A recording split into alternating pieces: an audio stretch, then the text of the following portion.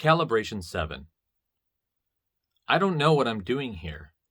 I don't even know why I came. Other than because it seemed like a good idea at the time. But now it seems like a bad idea. Not just at this time, but at any time.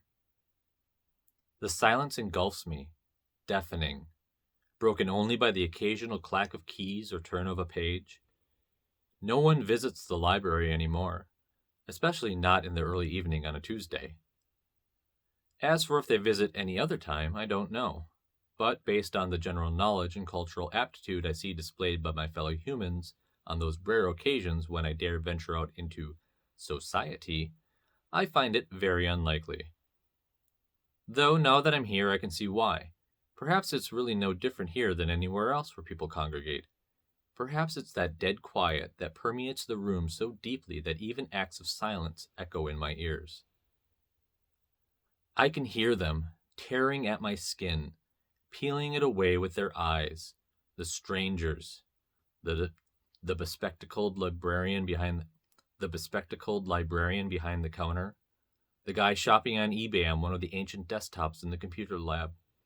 Their stares pierce the flesh, cutting like tiny razors, just deep enough to break through the epidermis, then slowly scrape it away, like the layers of an onion.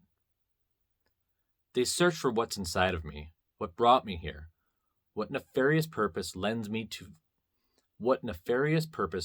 visit this forgotten charnel house of history and forgotten tales. Why I came.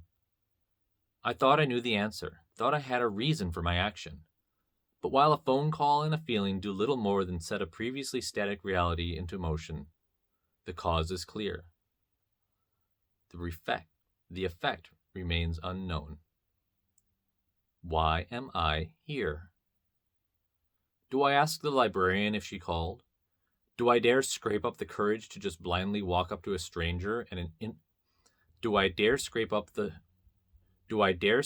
courage to just blindly walk up to a stranger and interrupt her in the midst of whatever it is she's doing? By doing so, do I acknowledge she's acknowledged me? Even if the only extent of her acknowledgement was a flesh-stripping glance she made in my direction as I opened the door to this new place. When I look at her, she's looking away, down at a book.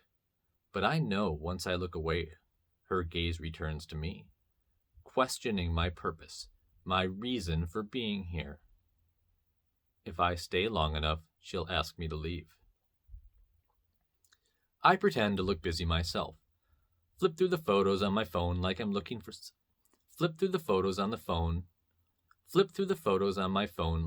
something up. Something so important I can't be bothered to look at or interact with anyone else. Not even be distracted by the shelves of books with labels shouting at me things like Our Picks, or Read of the Month, or New Editions. Try as they might, those words cannot steal my attention. They cannot grab it and rip it away to distract me and pull me into their world. All those words on pages, mostly lies, some fantasies, rarely truths. All relics of history, thoughts and feelings and spectacles and voyages long since past, whether in the history of the world or the history of the author's mind. 83109288. The numbers on the blue screen that sent me here. Photographed and captured, now history as well. But perhaps a path to the future.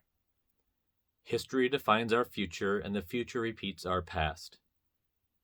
The Fourth Mary.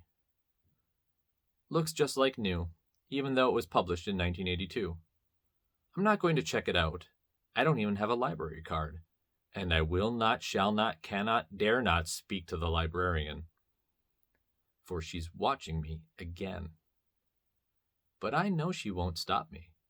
The little mouse of a woman won't dare confront me, even as I walk out the door with the book in my hand. Perhaps I'll read it. The history may define the future.